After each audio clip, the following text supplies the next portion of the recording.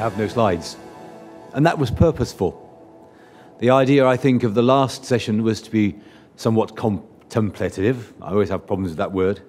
You've heard a little about from whence we came, from an organisation of 70 to an organisation of approximately 2,500.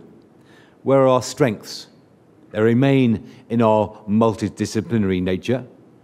They remain in the scientific rigour, the argument and the debate, which is always lively. But we have to move on. And like I suspect many professional societies, including our sister organisation IUGA, we face challenges. We've particularly faced challenges of a different financial environment. Without those partnerships with industry and the sponsorship which we receive, we would be unable to run meetings such as this. We work on broadening our revenue streams to lessen our dependence, but that will always remain. And a constructive partnership organisation such as this needs to be quite clear about the nature of those partnerships and where they exist. My first ICS was in 1994. The ICS is becoming younger. And the thing that I think fascinated me as a young researcher at the time was seeing those people who are on the papers I was forced to read, someone like Marcus, in real life. Fascinating, incredible people to meet, and some of them are still here today. We need to maintain that. We've talked about communication, shortening sound bites, vimes, different ways of communicating. We need to invigorate and engage our membership. Marcus has very eloquently showed you how the Standardization Steering Committee has moved from a committee of individuals who do the work to a disseminated network of engaged people who do the work. We are dependent upon volunteers to move things forward and to be productive. And we see today that many of our committees are moving in that direction, and with great merit in so doing. You have seen at this, the 45th meeting, changes in educational pedagogy and methods of delivering communications. We hope to be at the forefront of that, and the Education Committee have just completed a review of similar educational methodology to make sure that we are up to speed, that we're not primitive or undigestible like the porcupine, or unintelligible to our membership. We try to develop and concentrate on e-learning, recognizing that people learn by different methods and in different ways. We continue with our outreach educational program, providing add-on courses around the world to less developed nations, and additionally have produced basic videos about fistula prevention and management for healthcare aids and assistance in developing countries. So how do we go on? We produced a strategy document which gives us 4 pillars of things that we'd like to develop. We've talked a little about scholarly output, something for which the ICS is well recognised and continues to hope to remain strong, and if not stronger. We've talked a little about governance and how the ICS has developed from a fun club to a fun large organisation that has been through teething problems. Hopefully they're over, and we have a collegiate feeling about the place now. We also need to engage, grow, and change. Given the change in our sponsorship structure, which largely has led to non-member doctors who are sponsored to come here in completion, falling off as members, we need to broaden our attractiveness and think of how we maintain our interest and the interest for those people who may not be specialists in pelvic floor dysfunction or incontinence, to fork out of their own pockets and come to hear what we have to offer. I would be, and in fact the board would be very grateful on hearing your suggestions and your comments. Marcus made great compliments towards Jane, and something which I'd like to echo. Lay representation is really important, and we hope to have a recruitment plan and a succession plan other than molecular biology to clone Jane. and recruit people from continental organisations around the world to engage in some of the things we do and the things we feel important. So, over to you, folks. We want to hear something about your suggestions. I'm sure Chuck, who is sitting in the front row as the Chief Executive of IUGA, faces exactly the same problems as do we. We have areas of collaboration and cooperation. And I'm sure he would just be as excited to hear what you have to say about how we face these challenges and how we grow and sustain in the face of those challenges as anything else. So I'd be really grateful if somebody would gird their loins, get up out of the audience and say, this is how we should go. Because we have explored many options, and part of the engagement of a lively disseminated network of engaged members, that's you lot, the terminal dribble, would be really important. So please address anything to any of us and give us some ideas. Thank God for that. Thank you, Beth. Dr. Shelley. Yes.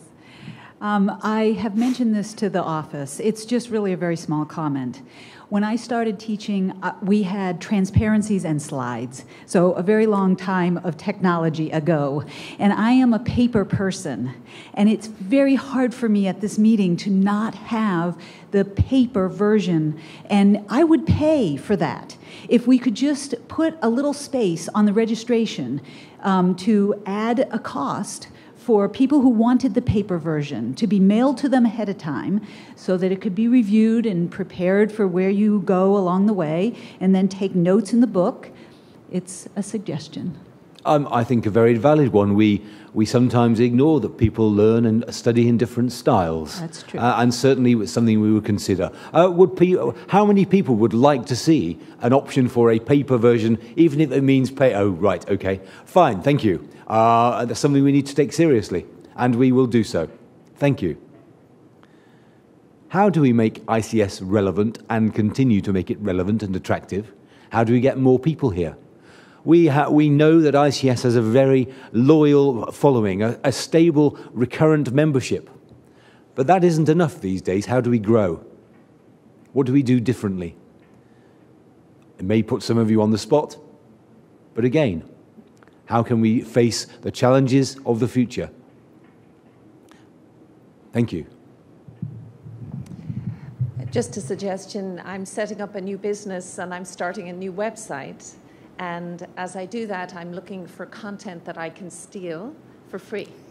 And so PubMed and links, but just I keep referring people to websites where I say, go, even in clinical care, I send people to websites, do this for patients, you'll see, and to say the AUA, SUFU, statement about mesh, these just, if you like, iconic documents that I can use clinically.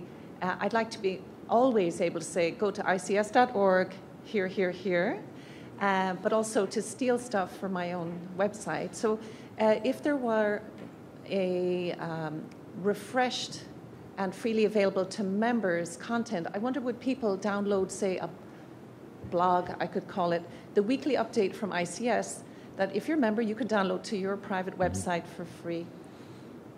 Thank you. We have remained quite steadfastly purveyors of open content in ICS. Now, you might say that that is actually a disadvantage because where is the benefit as a paying member? And it's a difficult balance to strike. You will see that the IT team will be working hard in reforming the shop window and how the ICS website works over the coming months with the adoption of new infrastructure. We're debating the barrier to pay-as-you-view versus open content. And certainly we know in our sister organisation there's been a different philosophy. We need again to think about where that balance might lie. Open intellectual content, I think, is fairly important. We would like to share, but somewhere we need to take a judgment. Thank you. John, you look like you're going to stand up. Yes. One of our more senior members, ladies and gentlemen. Yes, I feel it too. I think probably I shouldn't be standing up in a way because I'm the past. The people who really want to contribute are the future. The younger people, they have a different attitude, I think. the attitude that we had, well, my first ICS meeting was 40 years ago this year, so the attitude was different. The whole environment was different, medicine was different. We did research because we were keen on the idea. We didn't have to take time out from a training program. We had to actually take time to do research. We had nothing to go back to. It was all competitive at the end of that time. And really, it was a financial disaster when you went into research, but you had to cope with it. So, but that's the past. We want to know how the future is going to be. We want the younger people to tell us what they want. They're not going to want the same things that we had. They have a different view of the medicine. They have a different view of the future. And I know it's difficult to get that view, but we need to have it. Mm-hmm. And I shouldn't be standing up and saying what the future is. They should. Well, thank you. And indeed, we'd like to think we've been listening and encouraging earlier career members from across our disciplines. We certainly are moving in that direction. We are changing our outputs to cater for those people and have been reviewing membership fees and travel grant support for those individuals. If there's anything else people think we should do, then we will, again, more than happy to listen, within our constraints, of course. Stuart. Is this working? Yeah. Yeah. Can I ask you what, if anything, you're doing to try to get money from governmental or international bodies for funding? Because the ICS is where the international standards for continents for the world comes from.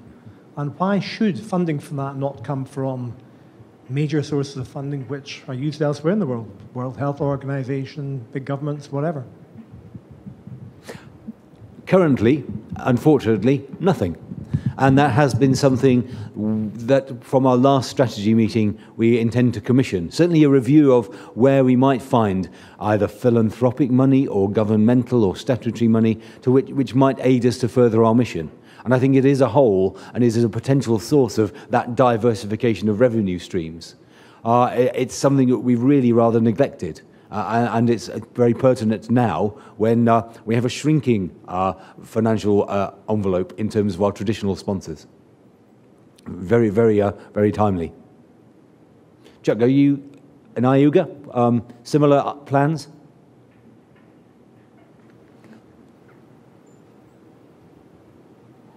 It may be something that would be ideal for collaboration, you see. I'm Chuck Shields. I'm the executive director at IUGA. And you know, a number of the issues are similar that, as Adrian surmised, they would be that we have the idea of approaching governments, international bodies for projects or things is something that we've thought about. The urogynecological area is not one. Surgical issues are not one that a lot of the bodies like the development agencies or World Bank are that interested in supporting, but. There may be some changes with some of the Lancet work looking at global surgery. So there may be some possibilities there. Yeah. And there may be areas we can join up and mutually benefit. Yes, please. Suggestions or a question. Just to get the trainees a little bit more involved, like the residents, maybe something like an exchange program for like a 2-week for residents internationally. We have them. Look on the website. Oh, well, sorry. And hopefully we'll make it easier to find them on the website, because clearly it ain't working at the moment. I've looked at the website, but I don't Yep, think I've they're there. well,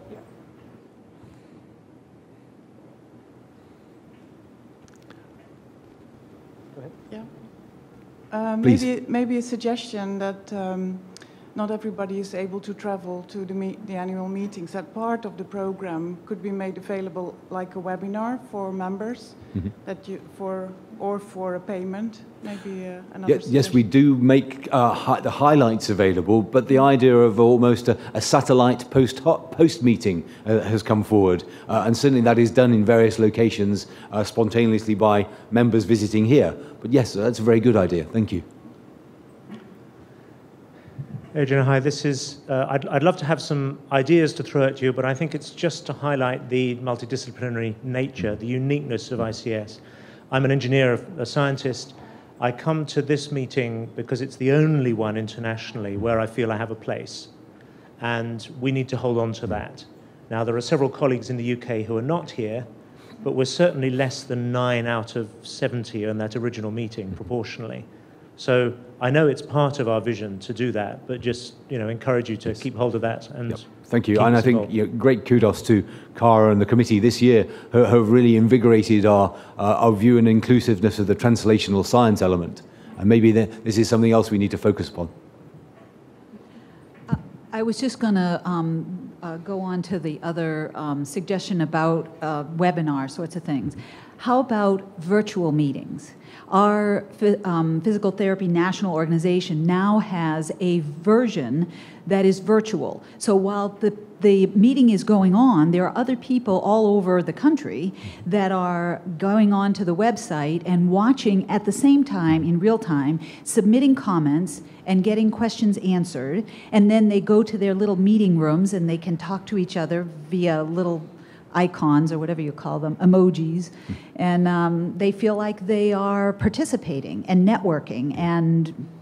Yep, good when you're in one country. I think we have a different level of challenge when for the board meeting even, I'm up at 6 o'clock in the morning and it's 11 o'clock in the evening for someone else, and we swap round. So we have very specific challenges with our international nature. Yes. But again, yes, for a valid point. Peter. As you know, I'm somewhat involved in education. I will be short. And with regard to the annual meetings, I would not skip the science. I love the science and being in front of the science. However, I think that it might be an idea to offer an educational path other than separate workshops, but just an educational part of 4 days, 60% of the time of the day, making use of the experts that are there already, and just attract in the area where you are the young ones, beginning with urology, gynecology, proctology, or whatever, physiotherapy, in a complete part that lasts 4 days, 60% of the day, yeah. and get them engaged in the rest of the program as well. Yep, we are learning all the time that the continuing professional development and basic education is increasingly important, and half of our members, our attendees, come for that, and a little more coordinated attempts would be clearly the way to go. I offer to think of a program yep. that can be... Thank you. Contribution greatly received. Just to mention the fact that the Elizabeth Ellison charity provided the UCLH and the urologist and the gynecologist with equipment for international teleconferencing. Now, you could link into that, but what you probably need is to have some of the phones, like people like Vodafone, to give you the links and to give you, I hope for free, the sort of link that you need to get into other countries. Okay, thank you. So we're going to wrap up. I'd like you, please, to, if you are an ICS member, to attend the annual general meeting. If you do have comments, there are multiple routes in for your advice, comments and suggestions. We'd be grateful for anything. This isn't a call because we're desperate, but we need to grow. And we need to include membership participation to make you feel engaged and part of the greater whole that is the ICS of today, but leads into what will be the ICS of tomorrow. And I speak as another minority group for the geriatricians, and I see a few in the audience. So please be engaged, contribute, take part in what is your ICS, not mine or Marcus's, but yours. Thank you for listening, and good evening. Thank you.